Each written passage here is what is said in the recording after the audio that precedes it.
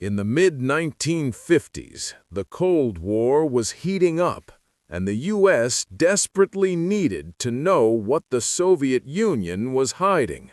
Satellites didn't exist, and traditional spy planes were too slow and flew too low, making them easy targets for Soviet MiGs. The solution? A plane that flew so high no other aircraft could reach it, and no radar could track it consistently. Enter the Lockheed U-2 Dragon Lady. This wasn't a fighter jet, it was a glider with an engine, designed for one purpose: to take photos from the edge of space. It flew at over 70,000 feet, where the sky was black even at noon. Its wingspan was enormous, designed to allow it to glide for hundreds of miles if the engine failed in the thin atmosphere. It had no weapons, no armor, and no escort. Its only defense was its impossible altitude. The pilots wore full pressure suits, essentially becoming astronauts as they flew illegal missions deep into Soviet airspace, photographing military installations, missile sites, and proving that America had eyes in the sky that no one could touch. Flying the U-2 was less like piloting a plane and more like riding a delicate, high-altitude kite. At 70,000 feet, the margin for error was razor-thin. If the plane slowed down by just 10 knots, it would stall and fall out of the sky. If it sped up by 10 knots, it would break apart from flutter in the thin air. Pilots called this the coffin corner, a mere 20-knot window between life and death. The missions themselves were endurance tests. Pilots flew for 8 to 10 hours, alone above enemy territory, strapped into a pressure suit designed to keep them alive if the cabin depressurized. Their only company was the hum of the engine, the click of the cameras, and the constant fear of being detected. They knew that if they went down, there would be no rescue. They were expendable, trained to destroy the plane and themselves if captured. These pilots were asked to risk their lives daily, without the glory of combat, for secrets that might never be revealed to the public. They truly became orbiting extensions of the reconnaissance cameras. By 1960, the U-2 was no longer a secret to the Soviet Union. It was a ghost that haunted their radar screens, a constant reminder of their technological inferiority. On May 1st, May Day, the most sacred holiday in the Soviet calendar, Francis Gary Powers took off from Pakistan on Operation Grand Slam. His mission was to fly across the heart of the USSR and land in Norway.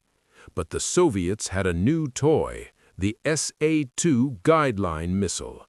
Near the city of Sverdlovsk, a volley of 14 missiles was launched. One of them found its mark. The explosion didn't disintegrate the plane, but it shredded the tail. Powers found himself spinning wildly, pinned to the canopy by G-forces. He couldn't reach the self-destruct switches, nor could he use the ejection seat without losing his legs to the cockpit frame. He managed to crawl out of the canopy and bail out, floating down into the hands of a group of Russian farmers, carrying with him a silenced pistol, a suicide pin hidden in a silver dollar, and a secret that was about to explode on the world stage. Back in Washington, the silence from Powers' radio was deafening. The CIA assumed the plane was destroyed and the pilot dead. Acting on this assumption, President Eisenhower authorized a cover story. NASA issued a press release about a weather research aircraft that had experienced oxygen failure and drifted over the Turkish border. They even painted a U-2 in NASA markings and showed it to the press.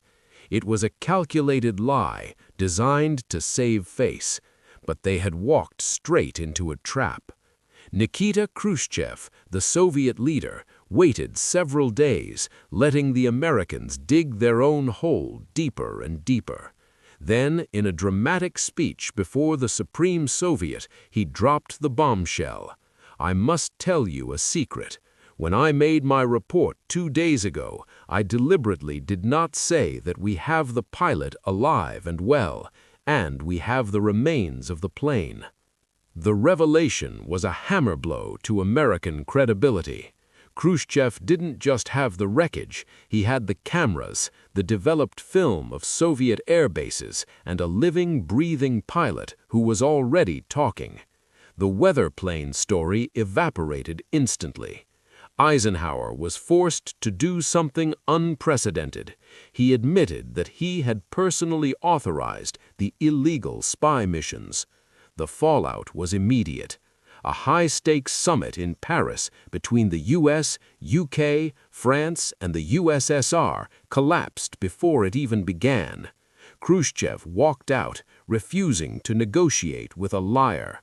The hopes for a thaw in the Cold War died on that stage, and the world watched as the two superpowers retreated back into a state of paranoid hostility. For Francis Gary Powers, the nightmare was just beginning.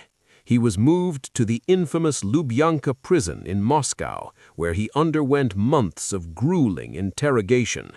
He wasn't physically tortured in the traditional sense, but the psychological pressure was immense. He was sleep-deprived, questioned for hours on end, and told that his country had abandoned him.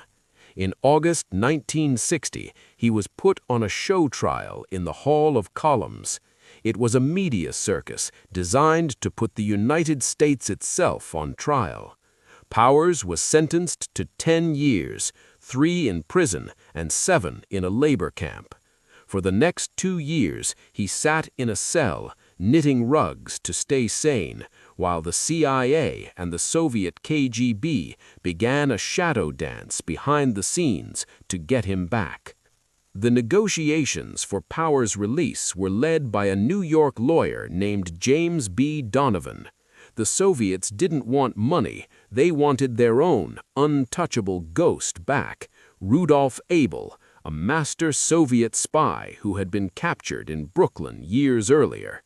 For months, the two sides haggled over the value of a pilot versus a spy. Finally, a deal was struck for a one-for-one exchange. The location chosen was the Glienicke Bridge, a cold iron structure connecting West Berlin to East Germany. It would later become famous in history books as the Bridge of Spies. On the morning of February 10, 1962, the air was thick with fog.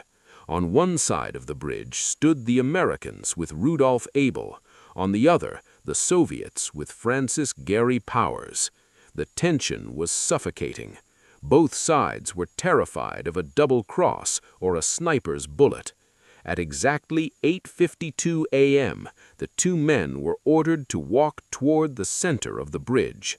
As they passed each other, they didn't speak. They didn't even make eye contact. They were simply two pawns in a game much larger than themselves. When Powers reached the western side, he was greeted not with a hero's welcome, but with suspicion. Powers returned to a country that didn't know how to feel about him. Many in the military and the CIA believed he should have used the suicide pin. They wondered why he hadn't destroyed the plane or why he had confessed so much during the trial. He was subjected to a cold debriefing that lasted weeks.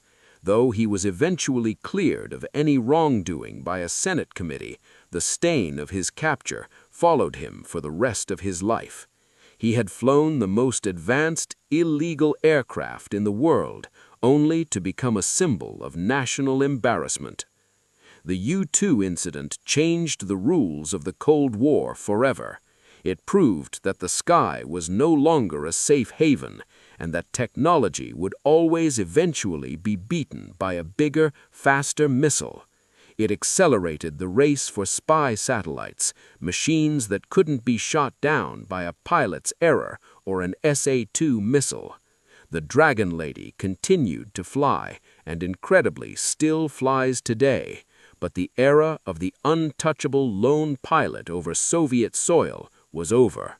Francis Gary Powers died in 1977 in a helicopter crash, a quiet end for a man who had once been the most famous prisoner in the world.